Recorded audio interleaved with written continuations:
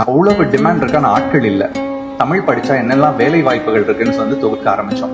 தமிழ் கத்துக்கணுன்றதுக்கான காரணம் வந்து நம்ம இறந்த காலத்துல வைக்க கூடாது. தமிழ் படிக்கணுன்றதுக்கான காரணத்தை வந்து நம்ம எதிர்காலத்துல வைக்கணும்.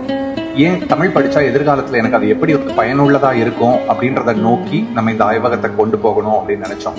அதுக்கு முதல் பணியா என்ன பண்ணோம்னா, தமிழ்ல என்னெல்லாம் பணிகள் இருக்கு, தமிழ் படிச்சா என்னெல்லாம் வேலை வாய்ப்புகள் இருக்குன்னு வந்து தொகுக்க ஆரம்பிச்சோம். ஒரு 150 பணிகள் வந்து தொகுத்தோம். இன்னைக்கு இருக்கிற பணிகள், நான் நாளைக்கு வரப்போற பணிகள் சொல்லல. சில பணிகள் உதாரணத்துக்கு சொல்லணும்னா, விளையாட்டு வர்ணனையாளர்ன்ற ஒரு பணி இருக்கு. அந்த பணி வந்து அவ்வளவு டிமாண்ட் இருக்கான ஆட்கள் இல்லை. கிரிக்கெட்டுக்கு நீங்க பார்த்திருப்பீங்க, அது மாதிரி கபடிக்கு தேவைப்படுது, கால்பந்துக்கு தேவைப்படுது. எல்லா நியூஸ் சேனல்ஸும் இப்போ வந்து தமிழுக்குன்னு தனியா ஒரு சேனல் ஒதுக்குறாங்க. ஒதுக்கும் போது இதுக்கு வந்து தேவைப்படுது. இன்னைக்கு பேன் இண்டியா மூவிஸ் எல்லாமே பாக்குறீங்க, எல்லா படமும் பேன் இண்டியாவா பண்ணிட்டு இருக்காங்க. வேற நடிகர்கள் வந்து அங்க இருந்து இங்க தமிழுக்கு வரும்போது அவங்க தமிழ் பேசும்போது அவங்களுக்கு தமிழ் உச்சரிப்பு சொல்லி கொடுக்கறது ஒரு தனி பணி. அதுக்கு தனி ஒரு ரோல் இருக்கு. அவங்களுக்கு உச்சரிப்பு பயிற்சி வேணும். இதே மாதிரி பாடகர்களுக்கு சொல்லி கொடுக்கறது.